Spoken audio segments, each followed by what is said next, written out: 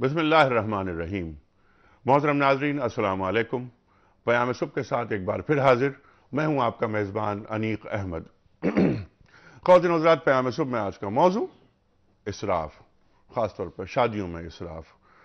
زندگی کے مختلف شعبے، ان میں ہم جا بجا دیکھتے ہیں کہ اسراف سے کام لیا جاتا ہے، دکھاوا، نام و نمود کی نمائش وغیرہ وغیرہ۔ ہمارا دین اسراف کے تعلق سے ہمیں کیا تعلیم کرتا ہے؟ سرکار دو عالم صلی اللہ علیہ وآلہ وسلم کی احادیث مبارکہ، آپ کے فرمودات جو قیامت تک کے لیے، ہم سب کے لیے، تمام انسانیت کے لیے راہ ہدایت ہیں، اس کی روشنی میں ہم کیا سبق لے سکتے ہیں جو ہمیں لینا چاہیے لیکن ہم نہیں لے پا رہے؟ خواتین و حضرات، قرآن کریم ارشاد فرماتا ہے، جیسے کہ ہم جانتے ہیں کہ فضول خرچی کرنے والے کون ہوتے ہیں؟ فضول خرچی کرنے والے شیطان کے دوست ہوتے ہیں، اور شیطان اپنے رب کا بہت بڑا ناشکرا ہے۔ قرآن کریم ارشاد فرماتا ہے کہ اپنے ہاتھ کو نہ تو گردن سے باندھ لو اور نہ بالکل کھلا چھوڑ دو، یعنی انفاق کرو، اسراف نہ کرو، اور ایسا نہ کرو کہ اپنا ہاتھ اتنا کھلا چھوڑ دو کہ ملامت زدہ ہو جاؤ۔ خواتین و حضرات، قرآن کریم ارشاد فرماتا ہے کہ جن کے پاس ہے وہ خرچ کریں۔ اچھا، خرچ کرنے کی ترغیب بھی دین دیتا ہے۔ دین میں جا بجا ہم دیکھتے ہیں کہ خرچ کرو، خرچ کرو، خرچ کرو، انفاق انفاق انفاق۔ پیسہ روکنے کی بات نہیں کرتا دین، لیکن انفاق میں اور اسراف میں کچھ معمولی فرق تو ہوگا۔ خواتین و حضرات، ہم اس پر بات کریں گے۔ ایک بات اور کہ جن کے پاس پیسے ہیں، جو افورڈ کر سکتے ہیں، کیا انہیں بھی خرچ کرنے سے دین منع کرتا ہے، یا صرف ان لوگوں کو منع کرتا ہے دین خرچ کرنے سے، اسراف کرنے سے، کہ جو افورڈ نہیں کر سکتے، لوگوں سے قرضہ لیتے ہیں، صرف ان کی عزت ہو، نام و نمود ہو اور دکھاوا ہو؟ خواتین و حضرات، کچھ سوالات ہیں اس سلسلے میں، اور یہ معلوم کرنا چاہیں گے اپنے علماء کرام سے ہم کہ ہم کلچر میں اتنے زیادہ انوالو ہو چکے ہیں، اور خاص طور پر وہ انڈین کلچر جو امپورٹ ہوا اور آج ہمارے گھرانوں میں چھا گیا، مہندیاں، مائیوں، شادیاں اور جانے کیا کیا وہ رسومات، ایک ایک رسم، جو چھوٹی سی رسم ہوتی ہے اس پر لاکھوں روپے خرچ کر دیے جاتے ہیں۔ شادی کی بات نہیں ہو رہی، شادی اور ولیمہ، اس پر کروڑوں روپے ہم نے خرچ کرتے ہوئے لوگوں کو دیکھا ہے۔ پاکستان وہ ملک ہے جس میں 43% افراد پیٹ بھر کے کھانا نہیں کھا سکتے۔ آج ہم جائیں بڑے ہوٹلوں میں، کبھی کبھی جانے کا اتفاق ہوتا ہے تو ہم دیکھتے ہیں لائن لگی ہوئی ہے ہوٹلوں کے باہر، ویٹنگ میں نام لکھوایا جا رہا ہے، 500 افراد کھانا کھا رہے ہیں اور 250 افراد باہر کھڑے ہوئے ہیں۔ اس میں پھر اسراف کتنا ہوتا ہے، اس پر بھی ہم بات کریں گے، لیکن ہم اور آپ جانتے ہیں کہ پیام صبح کا آغاز ہوتا ہے اللہ تعالیٰ کے بابرکت نام سے۔ قرآن کریم کی تلاوت کے لیے ہمارے منتظر ہیں محترم قاری خالد عثمان علوی الازہری صاحب۔ آئیے لاہور چلتے ہیں اور قرآن کریم کی تلاوت سے پیام صبح کا آغاز کرتے ہیں۔ بہت شکریہ انیق صاحب۔ آج ہم سورہ بنی اسرائیل کی آیت نمبر 26 اور 27 تلاوت کریں گے۔ ماشاءاللہ ماشاءاللہ۔ اعوذ باللہ من الشیطان الرجیم، بسم اللہ الرحمن الرحیم۔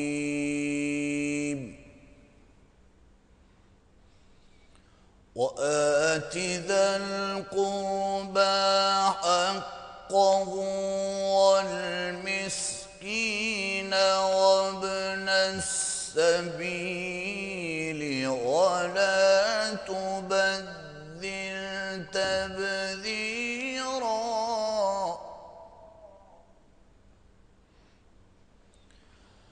إن المبذرين كانوا إخوان الشياطين وكان الشيطان لربه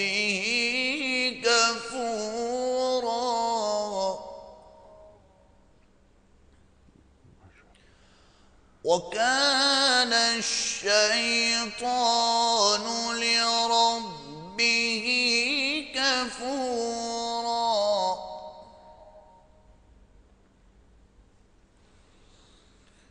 وآت ذا القربى حقه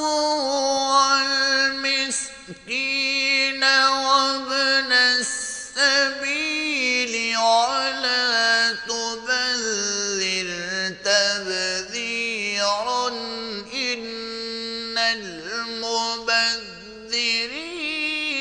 كانوا إخوان الشياطين سبحان اللہ سبحان اللہ. وكان الشيطان لربه كفورا صدق الله العظيم. ماشاء اللہ قاری صاحب، سبحان اللہ سبحان اللہ. خواتین و حضرات، سورہ بنی اسرائیل آیات 26 اور 27 کی تلاوت کرنے کا شرف حاصل کیا. محترم قاری خالد عثمان علوی الازہری صاحب نے ان آیات کا ترجمہ اور حدیث رسول مقبول صلی اللہ علیہ وآلہ وسلم کی سماعت کی سعادت ہم حاصل کریں گے محمد اسلم راؤ صاحب سے. آئیے ایک بار پھر ہم لاہور چلتے ہیں.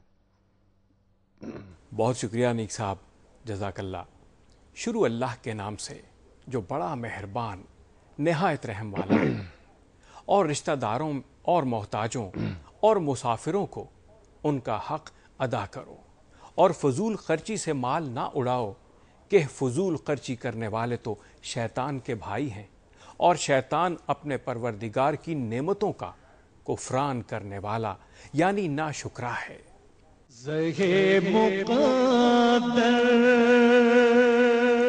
یہ حدیث مبارکہ مسند احمد بیان کی جا رہی ہے. نبی کریم صلی اللہ علیہ وآلہ وسلم نے فرمایا، اپنی معیشت میں توسط اختیار کرنا آدمی کے فقیہ یعنی دانا ہونے کی علامتوں میں سے ہے. ماشاءاللہ ماشاءاللہ. میانہ روی کی تلقین کی گئی. خواتین و حضرات، تشریف فرما ہیں محترم ڈاکٹر محسن نقوی صاحب، ممتاز عالم دین، سابق ممبر اسلامی نظریاتی کونسل، لاتعداد کتابوں کے مصنف. سب آپ سے واقف ہیں، مزید میں کیا تعارف میں کلمات ادا کروں. آپ کے ساتھ تشریف فرما ہیں محترم مفتی نذیر احمد خان صاحب، ایک بہت مقبول، معروف اور محبوب نام، سب آپ سے واقف. اس سے پہلے کہ پہلا سوال رکھا جائے ڈاکٹر محسن نقوی صاحب کی خدمت میں، کل کے سوال کا درست جواب اور آج کا سوال. کل ہم نے سوال یہ رکھا تھا آپ کی خدمت میں کہ حضرت حمزہ رضی اللہ تعالی عنہ کس جنگ میں شہید ہوئے؟ درست جواب جنگ احد. آج کا سوال نوٹ فرما لیجئے. قرآن کریم میں نماز کے ساتھ اور کس سے مدد لینے کی ہدایت کی گئی ہے؟ قرآن کریم میں نماز کے ساتھ اور کس سے مدد لینے کی ہدایت کی گئی ہے؟ یا ایھا الذین آمنوا استعینوا بالصبر والصلاۃ ان اللہ مع الصابرین. سورہ بقرہ. ایک ٹپ کے طور پر میں یہاں عرض کرتا ہوں آپ کی خدمت میں 3 آپشنز. پہلا آپشن صبر، دوسرا آپشن روزہ، تیسرا آپشن زکوٰۃ. جو درست آپشن آپ سمجھتے ہیں ٹیلی فون نمبرز پر روانہ فرمائیے، ای میل کے ذریعے روانہ فرمائیے اور SMS کے ذریعے روانہ فرمائیے. ٹیلی فون نمبرز ہمارے 0213452709، 021345286061. ہمارا ای میل ایڈریس ہے ps@dunyatv.tv اور آپ ہمیں SMS کر سکتے ہیں 3031 پر. ڈاکٹر محسن نقوی صاحب، پہلا سوال آپ کی خدمت میں. یہ بتائیے کہ اسراف کے تعلق سے، فضول خرچی کے تعلق سے ہمارا دین قرآن کریم ہمیں کیا تعلیم کر رہا ہے؟ بسم اللہ الرحمن الرحیم. ہم یہ چاہیں گے کہ ابتداً 4 الفاظ کی وضاحت کر دیں جو قرآن مجید میں استعمال ہوئے، کیونکہ اگر وہ سمجھ لیے تو قرآن اس تعلق سے کیا کہتا ہے. بہت اچھی بات ہے. بہت اچھی. پہلا لفظ جو ہے وہ تو اسراف. ٹھیک. اسراف کے معنی ہیں ایسی جگہ خرچ کرنا اور اتنا خرچ کرنا کہ جتنا ضروری نہ ہو، یہ تو اسراف ہے. تبذیر کا لفظ ہے، جیسا کہ سورہ بنی اسرائیل کی آیت میں آیا. یہ لفظ ہے بذر سے، جی ہاں، جس کے معنی ہوتے ہیں بیج کا چھڑکنا، کس چیز کو پھینک دینا، ضائع کر دینا. ضائع کر دینا، پھینک دینا. بیج کا منتشر، وہاں جھڑکنا جہاں جہاں ضائع وہ- ہونے کا احتمال ہو. جہاں پیداوار ممکن نہ ہو، جی ہاں، اس کو یہ تبذیر ہوگی کہ پیسے کو اس طرح سے وہ کرنا. تیسرا لفظ ہے وہ اقتار کا ہے، یعنی وہاں بھی نہ خرچ کرنا جہاں خرچ کرنا چاہیے. یہ 3 الفاظ ایک قرآنی اصطلاح کے مقابلے استعمال ہوئے ہیں، اور وہ ہے انفاق، سبحان اللہ. جس کو اللہ تعالیٰ نے بار بار فرمایا ہے، اور سورہ بقرہ کی شروع میں فرمایا وَمِمَّا رَزَقْنَاهُمْ يُنْفِقُونَ. جو کچھ بھی ہم نے ان کو صلاحیتیں اور دی ہیں، چاہے وہ رزق ہو، کھانے پینے سے متعلق، یا اور کوئی صلاحیت ہو، اس کو خرچ کرتے ہیں. تو انفاق اللہ تعالیٰ کے حکم کے مطابق، شریعت کے مطابق خرچ کرنا انفاق ہے. اور جن جن چیزوں میں شریعت نے جس طرح خرچ نہ کرنے کا کہا ہے اس طرح سے خرچ کرنا انفاق ہے، اور جہاں خرچ کرنے کو کہا ہے وہاں خرچ نہ کرنا اور ہاتھ روک لینا یہ اقتار کہلاتا ہے، جس کو آپ بخل کہہ لیں یا آپ کہہ لیں. تو بنیادی طور پہ اسراف کے جو تصور ہے اس کو یوں سمجھنا چاہیے کہ جو اللہ اور رسول کے احکام کے برخلاف جہاں اور جتنا خرچ کیا جا رہا ہے وہ اسراف ہے، تبذیر ہے. اور جو اللہ تعالیٰ کے احکام کے مطابق خرچ کیا جا رہا ہے، ان مدوں میں خرچ کیا جا رہا ہے جہاں اللہ اور اس کے رسول نے کہا، وہ انفاق ہے. ٹھیک ہے، لیکن انفاق کی بھی ایک حد ہے. ہاں، انفاق کی بھی ایک حد ہے، اور وہ اسراف میں نہیں آنا چاہیے. یعنی انفاق اتنا ہوتا ہے کہ جو اسراف میں نہیں آتا. جب وہ اسراف میں آ جاتا ہے تو وہ مذموم ہو جاتا ہے. ٹھیک ہے، اور ایسا نہ ہو کہ انفاق فرائض سے صرف نظر کرتے ہوئے، یعنی صدقہ نفلی جو ہے، صدقہ نفلی میں اتنا زور نہ دے دیا جائے کہ جو فرائض ہیں وہ بھی ادا نہ ہو رہے ہوں. وہ بعد میں بات کریں وہ بھی گے. ہم بات کریں گے نا، کہ انفاق کے تعلق سے کہیں یہ لوگ نہ سمجھ لیں کہ سب کچھ اللہ کے نام پر دے دیا جائے. اہل و عیال کے لیے بھی رکھا اس جائے. کے لیے وہ اقتار کی لفظ ہم نے کہا، جی ہاں. اقتار کی لفظ وہ اسی لیے آئی. ٹھیک ہے، قرآن کریم ارشاد فرماتا ہے کہ وَلَمْ يُسْرِفُوا وَلَمْ تَقْتَرُوا، تقدیر. کہ یعنی اسراف بھی نہ کرو اور ہاتھ کو اتنا تنگ بھی نہ کرو. مفتی صاحب، اسراف کے تعلق سے ذرا وضاحت فرما دیجئے، اور یہ اسراف، تبذیر، انفاق، اس کی ذرا وضاحت کر دیجئے. بسم اللہ الرحمن الرحیم. سورہ بنی اسرائیل میں جناب رسول اکرم صلی اللہ علیہ وسلم جب معراج پہ تشریف لے گئے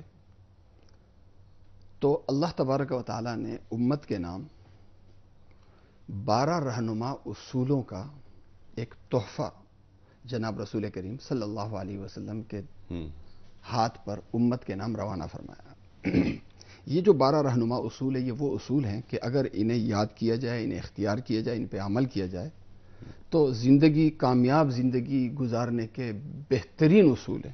سبحان انہی میں جو آیتیں تلاوت ہوئی ان میں پہلا جو 12 اصول ہیں، غلامی صرف اللہ کی کرو. اللہ کی غلامی کے بعد خدمت انسانیت کی کرو، اور انسانوں میں سب سے سر فہرست تمہارے والدین ہیں. والدین کے بعد تیسرے درجے پہ صلہ رحمی ہے. صلہ رحمی کے بعد پھر انسانیت، جو غریب لوگ ہیں خصوصاً ان کی خدمت کرو. لیکن یہ سب کچھ کرتے ہوئے ایسی خدمت نہ کرو، مال اس طرح سے خرچ نہ کرو کہ تم خود فٹ پاتھ پہ آ جاؤ. ٹھیک. خیر الصدقۃ ما یکون عن ظاہر غنن. بہترین صدقہ یہ ہے کہ جب تو صدقہ دے تو تیری غنا اور تیری دولت مندی باقی ہو، تو خود محتاج نہ بن جائے. یہ دین ہمیں ایک اصول دیتا ہے. ٹھیک. آپ نے دین پہ خرچ کرنا ہے، موقع پہ خرچ کرنا ہے، اس انداز سے کہ خود آپ کی دولت مندی متاثر نہ ہو. پھر آگے بات، آپ نے بے موقع خرچ نہیں کرنا. بے موقع خرچ نہیں کرنا. بے موقع خرچ کرنے کو اسراف کہتے ہیں. اور پیسہ حلال کا ہے، موقع پہ ہے، موقع پہ ہے لیکن حد سے زیادہ ہے. بے موقع ہے تو تبذیر ہے، موقع پہ ہے لیکن حد سے زیادہ ہے تو یہ اسراف ہے. ان دونوں میں ایک تصور دیکھ لیں کہ اصل میں جو دین ہمیں اصول دیتا ہے وہ اصول یہ دیتا ہے کہ دیکھیں، دنیا کی چیزوں کی محبت دل میں لینا جائز نہیں ہے، لیکن دنیا کی ہر چیز اللہ کی دی ہوئی روزی ہے. ان کا احترام کرنا یہ آپ کا فرض ہے. محبت جائز نہیں ہے لیکن احترام واجب ہے. دنیا کی کوئی چیز بے موقع آپ کے ہاتھ سے نکل نہ جائے، ضائع نہ ہو. ضائع ہوگا تو یہ ضائع کرنا یہ حرام ہے، یہ بد احترامی ہے. بد احترامی دنیا کے وسائل کی یہ جائز نہیں ہے. اور اس سے جو ایک بڑا اصول ملتا ہے وہ یہ کہ دین ہمیں تصور سیونگ کا دیتا ہے، بچت کا دیتا ہے. اچھا. کہ جو آپ کا پیسہ ہے اگر آپ بے موقع خرچ کرنے پہ پابندی ہوگی، موقع پہ بھی ہوگی اور وہ بھی حسب استطاعت آپ نے یہ بہت اہم بات فرمائی ہے کہ دین سیونگ کی بات کرتا ہے. سیونگ کی بات کرتا ہے. اس پہ بھی ہم بات رکھیں گے. مفتی صاحب آپ کی بات کو ڈاکٹر صاحب کے سامنے، سیونگ کی بات دین کرتا ہے، دین کا تصور اور سیونگ کا تصور، کیا اس میں کوئی مماثلت ہے؟ یہ بہت اہم بات آپ نے فرمائی. لیکن میں آپ کی خدمت میں عرض کرتا ہوں کہ جیسے کہ میں نے عرض کیا تھا کہ دین انفاق کی بات کرتا ہے، خرچ کرنے کی بات کرتا ہے، کشادگی کی بات کرتا ہے، اسراف سے روکتا ہے، فضول خرچی سے روکتا ہے. اس پر ہم تفصیل سے بات کریں گے. بنیادی گفتگو آپ دونوں افراد نے عطا فرما دی. خواتین و حضرات، اسراف، قدم قدم پر اسراف نظر آتا ہے ہمیں. کراچی سے خیبر تک اسلامی جمہوریہ پاکستان میں جہاں پر 95-96% افراد مسلمان ہیں، ان میں سے 43% افراد وہ ہیں جو بالکل آزادانہ رپورٹس ہیں کہ جن کے پاس پیٹ بھر کے کھانا نہیں ہے. خواتین و حضرات، ہم اپنی شادیوں میں، اپنے لباس میں، اپنی پوشاک میں، ہوٹلنگ پر ادھر ادھر جو اسراف کر رہے ہیں، اس تعلق سے ہم نے خصوصی پیکج تیار کروایا ہے. یہ پیکج ہم نے کراچی کی سڑکوں پر کھڑے ہو کر تیار کیا ہے.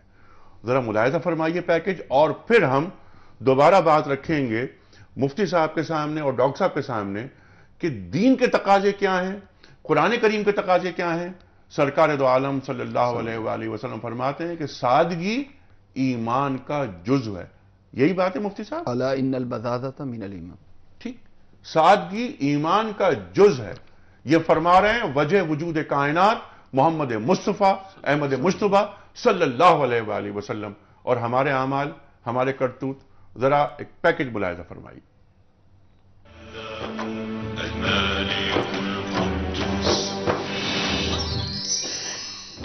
جیسے جیسے دور بڑھتے جا رہا ہے انسانوں میں دکھاوا کچھ زیادہ ہی آتے جا رہا ہے. یہی وجہ ہے کہ ہم شادیوں میں سے زیادہ خرچہ کرنے لگے ہیں. کچھ لوگ اپنے امیر ہونے کا دکھاوا کرتے ہیں.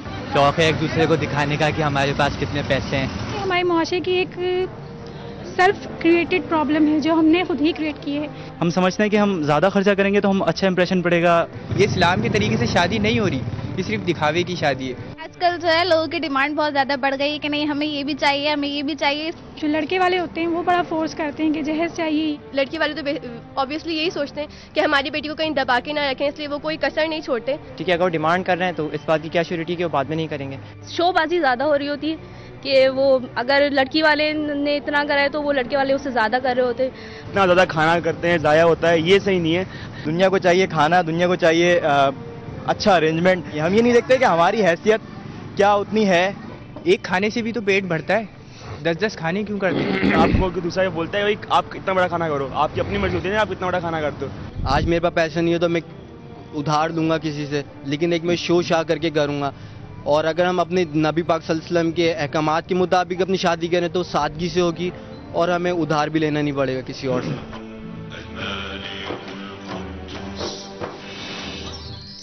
خواتین حضرات، پیکج آدھے ملاحظہ فرمائیں. کراچی کے مختلف جو سیگمنٹس ہیں اور مختلف جو طبقات ہیں ان سے ہم نے بات کی. اور دیکھیے دکھاوا، کچھ افراد نے بات کی دکھاوا، قرضہ لے کر اپنی جو ایک جھوٹی ایک شان و شوکت ہوتی ہے، نام و نمود، اس کو برقرار رکھنے کے لیے ہم کیا کرتے ہیں؟ فضول خرچی کرتے ہیں.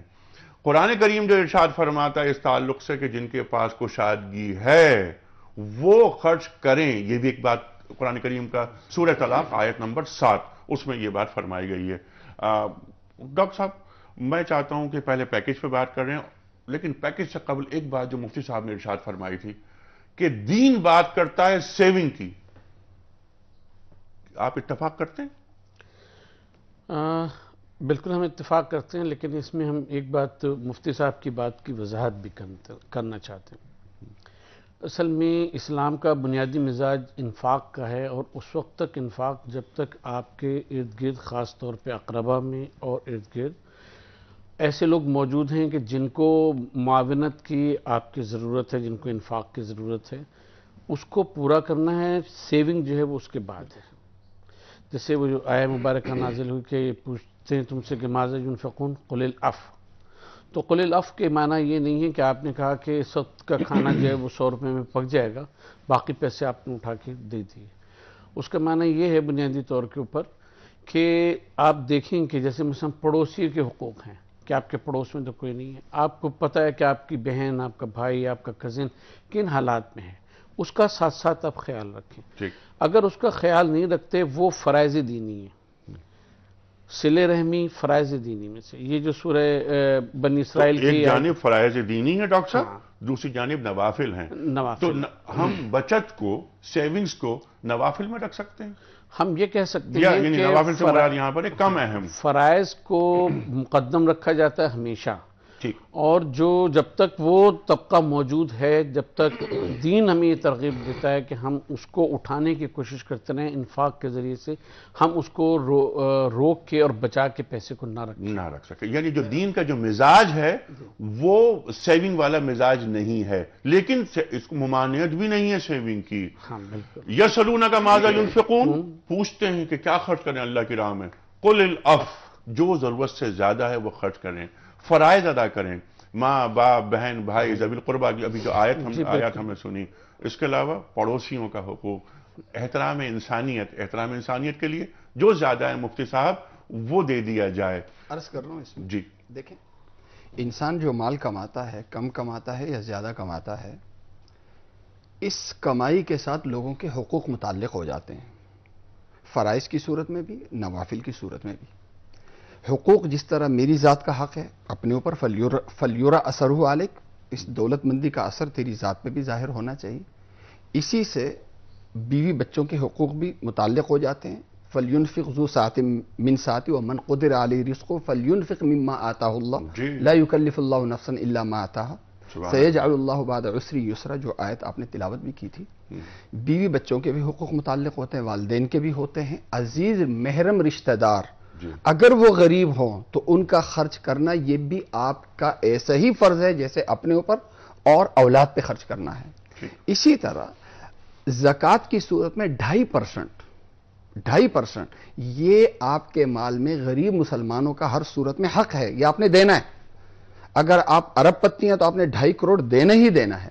ٹھیک ہے، یہ وہ حقوق ہیں جو آپ کے مال سے غریبوں کے متعلق ہیں. آپ بڑے مالدار ہوں گے تو آپ زیادہ سے زیادہ حقوق ادا کریں گے فرائض کی صورت میں، آپ کم درجے کے مالدار ہوں گے تو کم درجے کے حقوق ادا کریں گے. عرض کر رہا ہوں اسی طرح نوافل صدقات جسے ہم تعبیر کرتے ہیں، وہ یہ ہے کہ ایک غریب آدمی ہاسپٹل میں ایڈمٹ ہے، اسے میرے پیسوں کی ضرورت ہے، میری ذمہ داری نہیں ہے اس لیے کہ میں زکوٰۃ دے چکا ہوں، لیکن اس صورت میں ایک حق میری طرف متعلق ہے. اس کو کہتے ہیں صدقہ. یہ صدقہ ہے، اس وقت میں اس پر خرچ کروں، ایک غریب کی ضرورت آئی ہے، اس وقت میں اس پہ خرچ کروں. یہ صدقات کی صورت میں یہ جو عمل ہے یہ میری طرف متوجہ ہوتا ہے.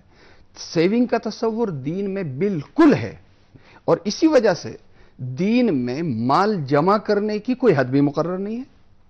آپ چاہیں حلال طریقے سے، ذرا عرض کر رہا ہوں یہ پورے جو قرآن کریم کا مزاج تصور عرض کر رہا ہوں، جمع مالوں وعددہ نہیں وہ الہاکم التکاثر حتی زرتم المقابر، یہ اس مال سے مزاج.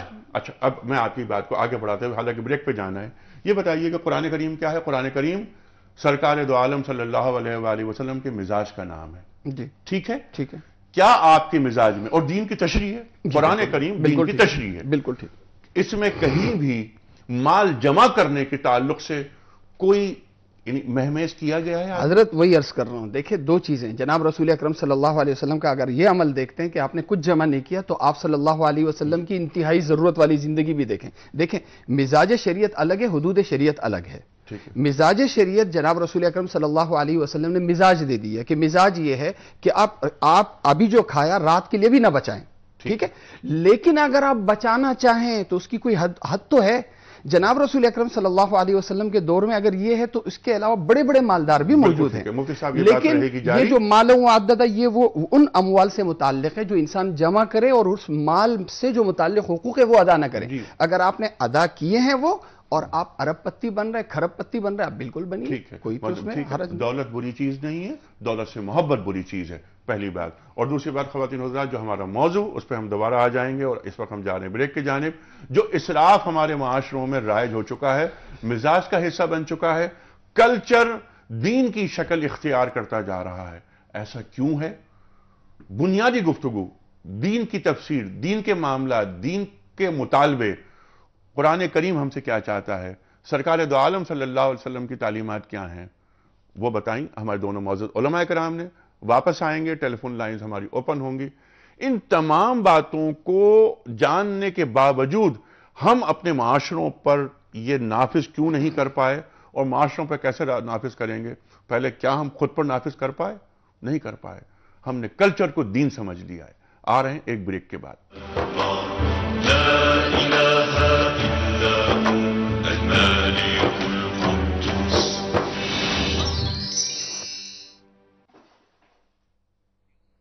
ویلکم بیک خواتین و حضرات, پیام صبح میں ایک بار پھر خوش آمدید. تشریف فرما ہے محترم ڈاکٹر محسن نقوی اور محترم مفتی نذیر احمد خان صاحب. بات ہو رہی ہے اسراف کے موضوع پر, اور خاص طور پر جو ہم اپنی تقریبات میں, اپنی شادیوں میں, اپنی گھریلو جو محافل ہیں اس میں اسراف کرتے ہیں. لباس کے معاملے میں اسراف کرتے ہیں, کھانے پینے کے معاملے میں اسراف کرتے ہیں. آج بڑے بڑے ہوٹلوں میں جب ہم لوگ جاتے ہیں تو وہاں جو اسراف ہمیں نظر آتا ہے, اس ملک میں اسراف نظر آ رہا ہے کہ جس ملک میں, جیسا کہ ہم نے عرض کیا کہ 43%, 43% افراد وہ ہیں جو اس ملک میں پیٹ بھر کر کھانا نہیں کھا سکتے. یہ بالکل نیوٹرل انڈیپینڈنٹ رپورٹس ہیں. اس میں بلکہ 43 کی جگہ 45, بعض رپورٹس میں 46% تک ہے. 46% افراد اس ملک میں صاف پانی نہیں پی سکتے, کھانا نہیں کھا سکتے پیٹ بھر کے. اس ملک میں تقریبات کیسی ہوتی ہیں شادی کی, اور 6 دن 7 دن تقریبات چل رہی ہیں. خواتین حضرات, یہ سب کیا ہے؟ اور ہم سب نام لیوا ہیں سرکار دو عالم صلی اللہ علیہ وآلہ وسلم. آپ کا فرمان, قرآن کریم کے فرمودات سب ہمارے سامنے مشعل راہ ہیں, لیکن نشستن, گفتن, خوردن, برخاستن, میں اسے اکثر لفظوں کی جگالی کہتا ہوں کہ میٹھی میٹھی باتیں, بہت اچھی اچھی باتیں. حضرت علی کرم اللہ وجہہ کا قول یاد آتا ہے کہ بہترین آدمی وہ ہے کہ جس کے اعمال بہترین ہیں, ورنہ اچھی باتیں تو برے لوگ بھی کر لیتے ہیں. خواتین حضرات, یا ایھا الذین آمنوا, وہ جو آیت ہے قرآن کریم کی کہ جس میں وہ بات کیوں کہتے ہو جس میں عمل نہیں کرتے, یا ایھا الذین آمنوا لما تقولون ما لا تفعلون, کہ ایمان والو وہ بات کیوں کہتے ہو جس پر عمل پیرا نہیں ہوتے. اس سے بھی سخت آیت, کبر مقتا عند اللہ. اللہ اکبر, اللہ تعالیٰ کو بہت بری لگتی ہے یہ بات کہ وہ بات کہی جاتی ہے جس پر عمل پیرا نہیں ہوتے. قرآن کریم ارشاد فرما رہا ہے, ہم صرف باتیں کرتے ہیں بیٹھ کر, اور تقریبات میں کیا ہوتا ہے پیکج ہم نے دیکھا. ڈاکٹر صاحب یہ بتائیے کہ یہ زمینی حقائق کچھ اور بتاتے ہیں, ہم دین پہ عمل پیرا کیوں نہیں ہو پاتے, اور کیا کرنا چاہیے ہمیں؟ کہ ہم ایک اصولی بات یہ عرض کریں گے کہ مثلا شادی ہے, انسان کا بچے کی پیدائش ہے, یہ ساری چیزیں یہ سب دینی فرائض ہیں. اس سے جب بچہ پیدا ہوا تو اس کے بعد اس کی جو تقریبات ہیں, اس کا عقیقہ کرنا, اس کا ختنہ کرنا, یہ ساری چیزیں جب دینی حقیقتیں رسم و رواج میں تبدیل ہو جاتی ہیں تو ان کے ساتھ پھر یہ سلوک ہوا کرتا ہے. ہم لوگ ان چیزوں کو فرائض کے طور کے اوپر اور دینی حقائق کے طور کے اوپر نہیں انجام دیتے, اس کو معاشرتی رسم کے طور پہ انجام دیتے ہیں. جس دن ہم نے یہ سمجھ لیا کہ شادی نہیں ہے بلکہ اسلام کی نظر میں نکاح اور ایک عبادت ہے, اور جس طرح سے لقد کان لکم فی رسول اللہ اسوۃ حسنہ, جس طرح سے رسول اللہ صلی اللہ علیہ وسلم نے اپنی اولاد کی شادیاں کیں, جس طرح سے خود انہوں نے اپنی شادیاں کی اور جو صحابہ کرام اس زمانے میں کرتے تھے اور اہل بیت کرام, اگر ہم اس طرح سے شادی کریں گے فریضہ سمجھ کے اور اپنی پاکیزگی کی حفاظت کے لیے ہم اس کو شادی کریں گے, امت محمدیہ کے میں اچھے اضافے کے لیے ہم شادی کریں گے, تو پھر یہ ایک عبادت کے طور پہ ہوگی, رسم کے طور پہ نہیں ہوگی. اور اب یہ بن گئی ہے رسم, اور جب رسم بن جاتی ہے تو پھر وہ ہمیشہ کہنا چاہیے کہ بغیر قید و بند کے ہوا کرتی ہے, اس میں جو کچھ کیا جائے سب جائز سمجھا جاتا ہے. صرف یہ اسرافی کی بات نہیں ہے, اور بھی جو اس کے کمپوننٹ پارٹس اب ہیں اس وقت ان میں سے کوئی چیز ایسی نہیں ہے کہ جو شریعت کے مطابق ہو. اس میں کوئی بھی چیز ایسی نہیں ہے. تقریبات میں ہمارے مسلمان گھرانوں میں تقریبات ہو رہی ہیں، اور جو بے حیائی وہ جو کمپوننٹس کی بات کی، میں سمجھ گیا کہ اشارہ آپ کا کس جانب ہے، لیکن ہم اسراف کی بات فی الحال ہم فوکس کر لیتے ہیں. اسی بات کو اگر تھوڑا سا بڑھاؤں، کہا جاتا ہے کہ دین اس زمانے کے لیے ناقابل عمل ہے. عرض کر رہا ہوں، قرآن کریم کی آیت ہے جہاں رسول کریم صلی اللہ علیہ وسلم کی جہاں خصوصیات بیان ہوئی ہیں. الذین یتبعون الرسول النبی الامی الذی یجدونہ مکتوبا عندہم فی التوراۃ والانجیل یأمرهم بالمعروف وینہاہم عن المنکر ویحل لهم الطیبات ویحرم علیہم الخبائث ویضع عنہم اسرہم والاغلال التي کانت علیہم. پیغمبر پاک صلی اللہ علیہ وسلم ان سے دور کرتے ہیں، ان سے اتارتے ہیں اسر، اس ناقابل بوجھ عمل کو یا چیز کو کہتے جو انسان پہ جب وہ بوجھ پڑے تو انسان کو بے اختیار کر دے، حرکت سے انسان کو بالکل جو ہے وہ ختم کر دے، عاجز کر دے. عاجز کرنے والے بوجھ کو اسر کہتے ہیں. اغلال غل کی جمع ہے. غل یعنی انسان کے ہاتھ کو پیچھے جو ہے نا یہ کندھے سے باندھنا یوں. تو دونوں یعنی وہ اعمال جو انسان کو بے بس کر دے، وہ رسومات جو انسان کو بے بس کر دے، عاجز کر دے، بے اختیار کر دے. پیغمبر پاک صلی اللہ علیہ وسلم جو دین لائے ہیں، ما جعل علیکم فی الدین من حرج، اس دین نے تنگیاں دور کر دی ہیں، زندگی کو آسان بنا دیا. الدین یسر. اب عرض یہ ہے کہ یہ جو نکاح بیاہ میں مسنون طریقہ یہ ہے کہ سادگی کے ساتھ کم خرچ والی شادی ہو. اصل سنت، اصل دین کا مزاج یہ ہے. روایت ہمارا کلچر یہ ہے کہ کروڑوں لگا دو، لاکھوں لگا دو تاکہ واہ واہ ہو جائے. مجھے یہ بتائیں ناقابل عمل ہمارا کلچر ہے یا ہمارا دین ہے؟ بہت اچھی بات. اگر میں یہ بات عرض کروں، اگر یہ دین کا حکم ہوتا، یہ جو آج ناقابل عمل رسومات، اگر یہ دین کا حکم ہوتا پھر سب لعنت کر رہے ہوتے.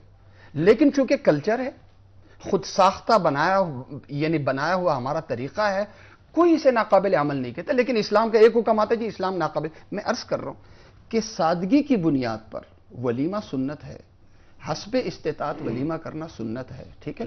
طریقہ یہ کہ ایجاب و قبول ہو. پیسہ عورت یعنی لڑکی والوں نے نہیں دینا. مہر کی صورت میں عورت کی صلاحیت کو دیکھتے ہوئے مہر مرد نے دینا ہے. ولیمہ عورت نے نہیں کرنا، لڑکی والوں نے نہیں کرنا، مرد نے کرنا ہے. ولیمہ کرے، خوشی کا موقع ہے، اور ایک ہی وقت میں کرے، اور وہ بھی رخصتی کے بعد کرے. یہ سنت ہے. ایک میں ادائیگی واجب ہو گئی مہر کی صورت میں، مال کی ادائیگی، اور ایک میں ادائیگی سنت ہو گئی بشرطے کہ وہ حسب استطاعت.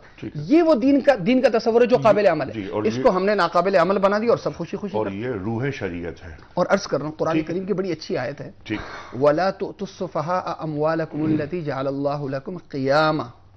اللہ تعالیٰ نے یہ مال کو تمہاری بقا کا ذریعہ بنایا ہے.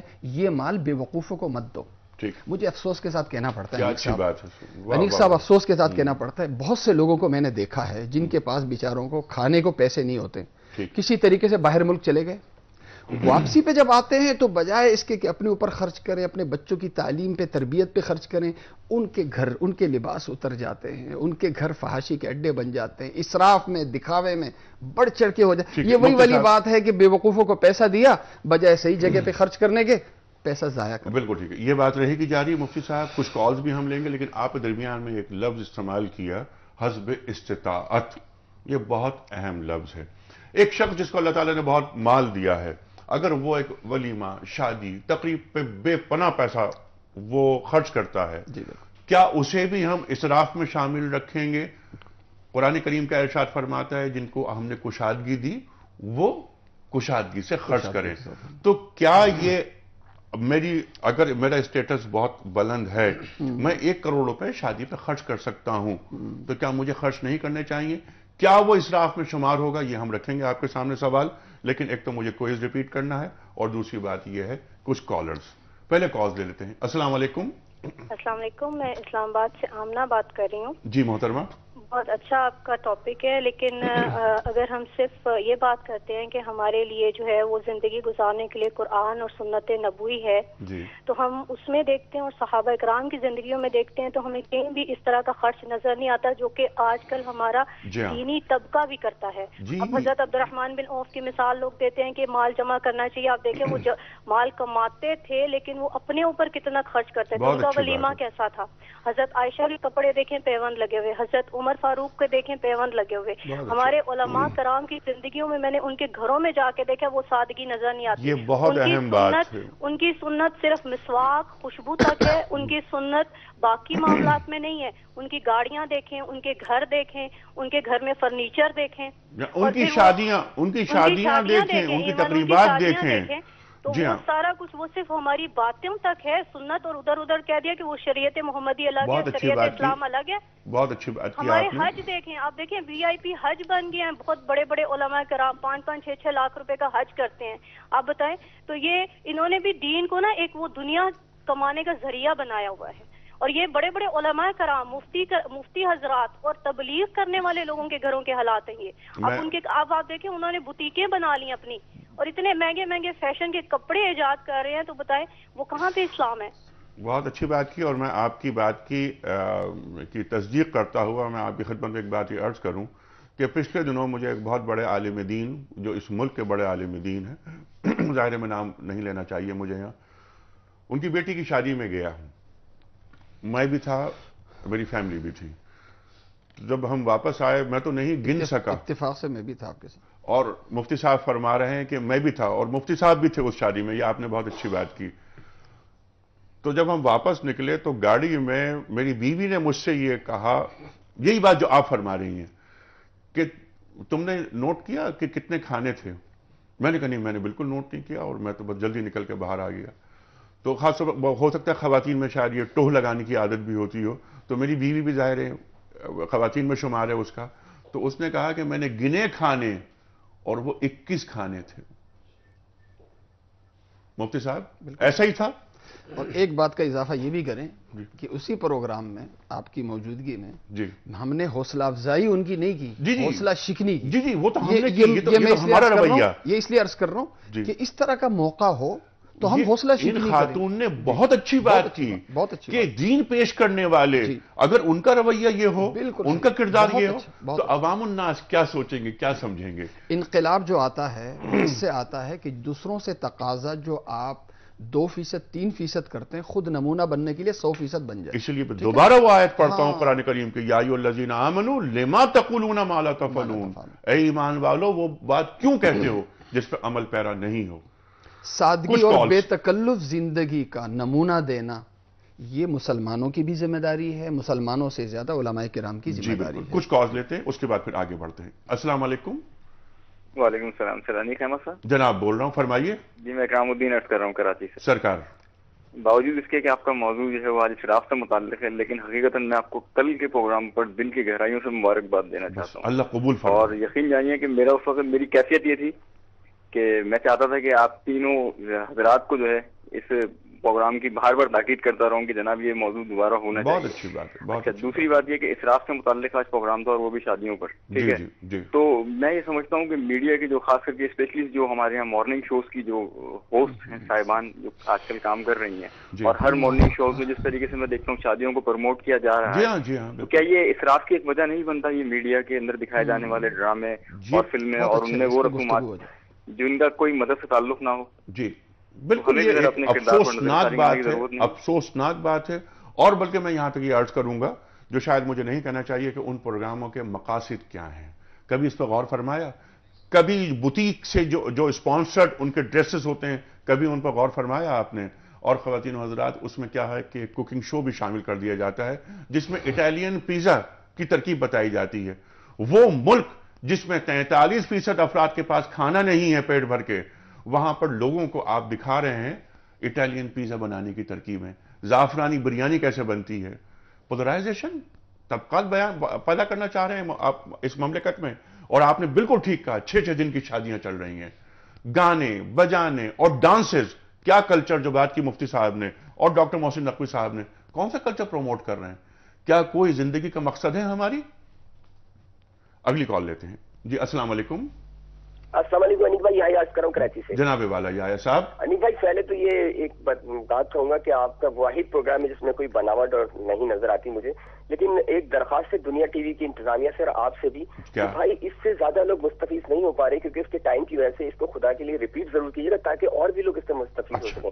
ٹھیک ہے. اچھا انیک بھائی, آپ کا جو موضوع ہے اس کے بارے میں ضرور یہ کہوں گا کیونکہ ابھی میری بہن نے جو بات کی اتنی جامع بات کی. اصل میں بات یہ ہے کہ جو ہم کچھ سن رہے ہیں, میں نے آپ سے پہلے بھی سوال کیا تھا کہ ہم اتنی باتیں سن رہے ہیں, بہت بہترین باتیں ہو رہی ہیں اور عالموں کی بات بھی سن رہے ہیں, لیکن اس پہ ہمیں اس پہ اثر کچھ نہیں ہو رہا.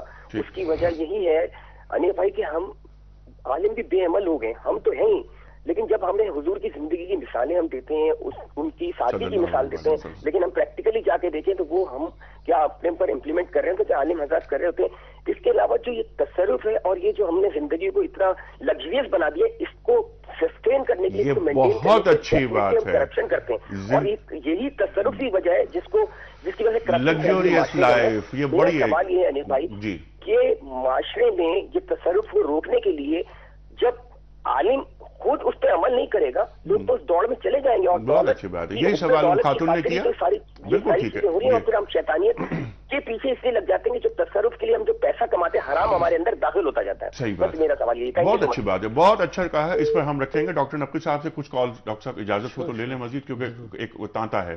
السلام علیکم. ہیلو. السلام علیکم جی. جی وعلیکم السلام. فرمائیے سر, کیا سوال؟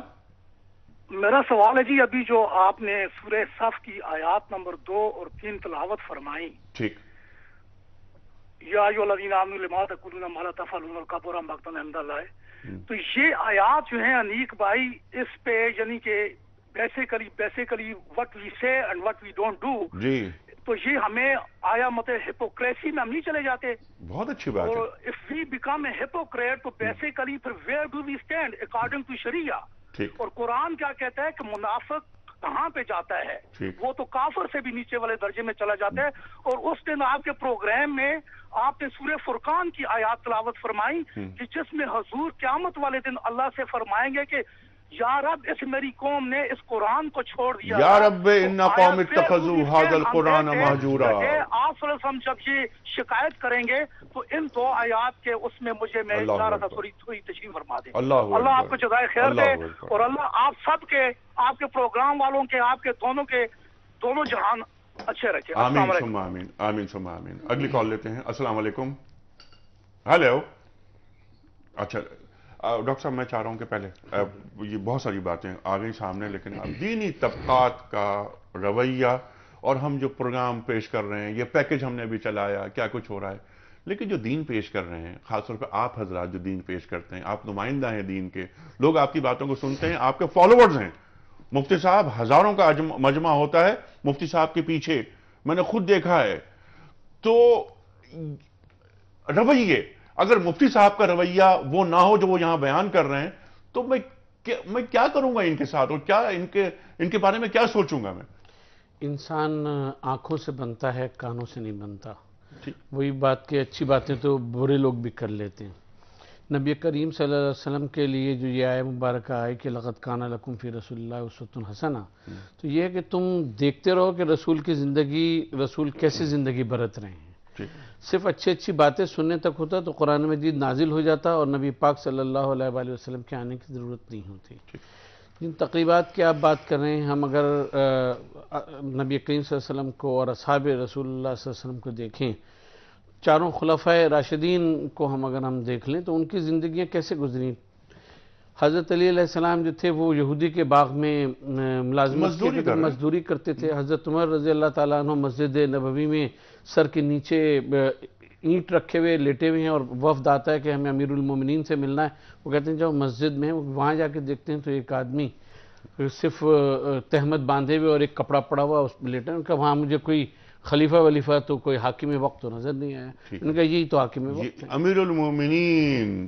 جب وہ ایسے ہوں گے تو پھر خود امیر المومنین ہو کے یہودی کے باغ میں سروس کرنے والے ہوں گے تو پھر وہ ہوگا. حضرت ابو بکر رضی اللہ تعالیٰ عنہ کا کیا ہے کہ جب وہ ہوا تو آپ جب نکلے, جب آپ کو خلیفہ بنایا گیا تو حضرت عمر رضی اللہ تعالیٰ عنہ نے کہا کہ بھئی آپ خلیفہ وقت ہیں، آپ اس طرح سے اب نہ کریں، آپ کی کچھ ذمہ داریاں ہیں، وہ ایک وظیفہ اپنے لیے کچھ آپ باندھ لیے تاکہ آپ حکومت کے کام کرتے ہیں اور آپ کا گھر کا خرچ جو ہے وہ چلتا رہے، گھر کا خرچ چلتا رہے، یہ الفاظ ہیں جی۔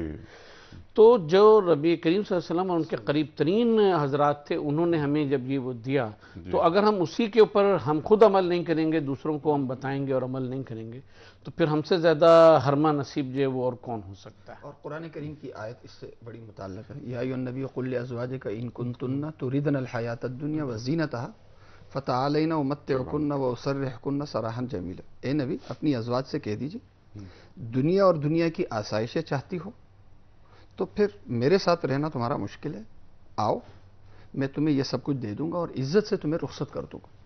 وَإِن كُنتُنَّ تُرِدْنَ اللَّهَ وَرَسُولَهُ وَالدَّارَ الْآخِرَةَ فَإِنَّ اللَّهَ أَعَدَّ لِلْمُحْسِنَاتِ مِنكُنَّ أَجْرًا عَظِيمًا۔ عرض یہ ہے انیق صاحب کہ دیکھیں حدیث پاک میں ہے کہ دعوت کا قبول کرنا، ایک مسلمان کی دعوت کا قبول کرنا واجب ہے۔ پیغمبر پاک صلی اللہ علیہ وسلم نے فرمایا کہ جو دعوت قبول نہ کرے اس نے اللہ اور اس کے رسول صلی اللہ علیہ وسلم کی نافرمانی کی۔ اسی سے متعلق ہے المتباریان لا یجابان، مسند احمد کی روایت ہے کہ جو نام و نمود کے لیے جو دعوت کر رہا ہو، اپنا نام بڑا کرنے کے لیے دعوت کر رہا ہو، پیغمبر پاک صلی اللہ علیہ وسلم نے ارشاد فرمایا اس کی حوصلہ شکنی کے لیے اس کی دعوت قبول نہ کی جائے۔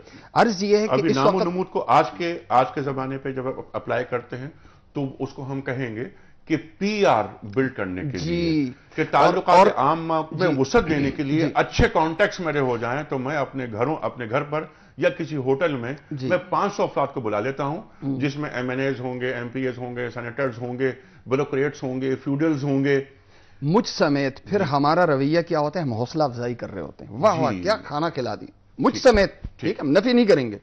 ہمیں یہ چاہیے کہ ہم اس وقت یہ آیت کیوں نہیں سناتے ان المبذرین کانوا اخوان الشیاطین؟ حضرت جی آج آپ شیطان کے بھائی ہو گئے۔ قرآن کریم کی یہ جو الفاظ شیطان، یہ اصل میں حوصلہ شکنی کے لیے، حوصلہ افزائی ہم نہ کریں۔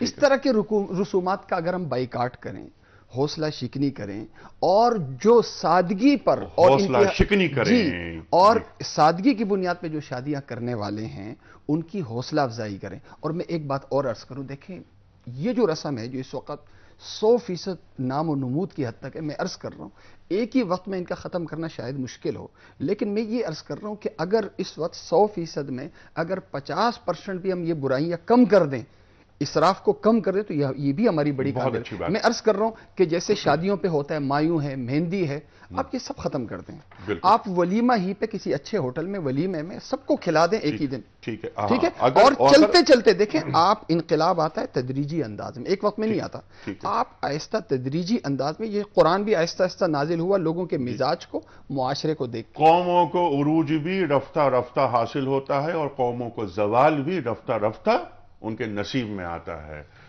تبدیلی آنی چاہیے، راتوں رات تبدیلی نہیں آتی۔ اچھا ڈاکٹر صاحب ایک بات جو آپ نے فرمائی، میں تو اس پر ایک بات مجھے بار بار یاد آ رہی ہے کہ امیر المومنین تشریف فرما ہے، لیکن وہ غیر ملکی وفد آتا ہے، اس کو پہچاننے میں دشواری ہوتی ہے کہ ان کا سربراہ کون ہے، ان کا امیر کون ہے، امیر المومنین کون ہے، خلیفہ کون ہے نا، پوچھنا پڑتا ہے اسے۔ آج ہمارے علماء جب کسی محفل میں جاتے ہیں تو دور سے یہ معلوم ہو جاتا ہے کہ یہ عالم دین ہے، ان کے لباس، ان کا وضاقتہ، ان کی گارڈز، ان کے ساتھ جو کرشن کوف والے چل رہے ہیں۔ اور صرف یہی نہیں ڈاکٹر صاحب، کیا ایسا نہیں کہ لباس دیکھ کر یہ اندازہ لگا لیا جاتا ہے کہ اس عالم کا تعلق کس فرقے سے ہے؟ کس فرقے سے؟ ہاں یہ معلوم ہو جائے گا، ایک عالم داخل ہوگا یہ معلوم ہو جائے گا کہ یہ دیوبندی ہیں، بریلوی ہیں، شیعہ ہیں، یہ معلوم ہو جائے گا کہ اچھا ان کا انداز یہ۔ امیر المومنین کو پہچاننا مشکل، اور امیر المومنین کی بات تو ہم بعد میں کریں گے، نبی پاک سرکار دو عالم صلی اللہ علیہ وآلہ وسلم، وجہ وجود کائنات۔ اور پھر ہم یہ عرض کریں گے کہ یعنی لوگوں کو آ کے پوچھنا پڑتا تھا کہ تم میں کون ہے جس نے نبوت کا دعویٰ کیا ہے؟ اللہ اکبر۔ اور آپ نے منع فرمایا ہے کسی کے احترام میں اس طرح سے کھڑے ہونے کو، اور اس کو کہ جس طرح سے آج کل لوگوں کے لیے کھڑا ہوا جاتا ہے۔ اور اگر اس عالم دین کی جس کی آپ بات کر رہے ہیں، ایسے علماء دین، اگر ان کی تعظیم اس طرح سے نہ کی جائے اپنی جگہ سے کھڑے ہو کے، تو وہ اس کو اپنی توہین سمجھتے ہیں، جس کو نبی پاک صلی اللہ علیہ وآلہ وسلم بادز خدا بزرگ تو ایک قصہ مختصر انہوں نے اس کے کسر شان نہ سمجھا. اس کو تکبر نہ کہیں گے تو کیا کہیں گے. اور یہ تکبر علمی اور یہ جو خبت عظمت ہوتا ہے اس کی تو حوصلہ شکنی کرنے کی انتہائی ضرورت ہے. مفتی صاحب یہ انسانیت کو ختم کر دی. انسانیت کو ختم کرتی ہیں یہ چیزیں اور یہی لوگ دین پیش کر رہے ہیں. یہ لوگ دین پیش کر رہے ہیں. مفتی صاحب یہ پرچی مفتی صاحب ڈاکٹر صاحب کو دیجئے اور ڈاکٹر صاحب اعلان کریں گے اس خوش نصیب کا اور اس کے بعد میں کوئی اس کا سوال ریپیٹ کروں گا. ڈاکٹر امتیاز حسین صاحب ہیں راول پنڈی سے. ڈاکٹر امتیاز صاحب راول پنڈی سے آپ کو مبارک ہو. خواتین حضرات آج کا سوال میں ریپیٹ کرتا ہوں اور کل کے سوال کا درست جواب بھی ایک بار پھر بتانا چلوں جنہوں نے دیر میں ٹی وی آن کیا ہے. کل ہم نے سوال یہ رکھا تھا خواتین حضرات کہ حضرت حمزہ رضی اللہ تعالی عنہ کس جنگ میں شہید ہوئے. صحیح جواب جنگ احد. آج کا سوال ہے کہ قرآن کریم میں نماز کے ساتھ اور کس سے مدد لینے کی ہدایت کی گئی ہے. میں نے ایک ٹپ دی تھی کہ یا ایھا الذین آمنوا استعینوا بالصبر والصلاۃ ان اللہ مع الصابرین. قرآن کریم سورہ بقرہ میں ارشاد فرماتا ہے 3 آپشنز. پہلا آپشن صبر, دوسرا آپشن روزہ, تیسرا آپشن زکوٰۃ. جو درست جواب آپ سمجھتے ہیں ٹیلی فون نمبر, ای میل ایڈریس اور ایس ایم ایس کا نمبر اسکرین پر موجود ہے. آپ اسے نوٹ فرمائیے اور اپنا درست آپشن روانہ فرمائیے. پروگرام کے آخر میں قرآن اندازی ہوتی ہے, ایک پرچی نکالی جاتی ہے اور اس خوش نصیب کے نام کا اعلان کیا جاتا ہے کہ جس کی خدمت میں دنیا ٹی وی کی جانب سے ہم کتابوں کا تحفہ پیش کرتے ہیں. خواتین حضرات کوئی رفیق نہیں ہے کتاب سے بہتر, یہ ہمارے سامنے رہتا ہے, مطمع نظر ہے ہمارا. خواتین حضرات آج ہم نے بات کرنے کی کوشش کی کہ اسراف کیا ہے, ہماری زندگیوں میں کتنا اسراف شامل ہو گیا. سرکار دو عالم صلی اللہ علیہ وآلہ وسلم کا فرمان ہے کہ سادگی ایمان کا جز ہے. سادگیاں ذہن سے نکلتی جا رہی ہیں, زندگی سے نکلتی جا رہی ہیں. جھوٹی نام و نمود وغیرہ وغیرہ پیکج ہم نے سب نے دیکھا کہ عوام کیا کہہ رہا ہے. لیکن جو مفتی صاحب نے بات فرمائی کہ ہمیں حوصلہ شکنی کرنی چاہیے, عملی طور پہ قدم اٹھانا چاہیے, ورنہ یہ تمام گفتگو لفظوں کی جگالی کے سوا کچھ نہیں. نشستن گفتن برخاستن ایسا نہیں ہونا چاہیے. یا ایھا الذین آمنوا لما تقولون ما لا تفعلون. قرآن کریم ارشاد فرماتا ہے اے ایمان والو وہ بات کیوں کہتے ہو جس پر خود عمل نہیں کرتے. کل تک کے لیے انیق احمد کو اجازت. خدا حافظ.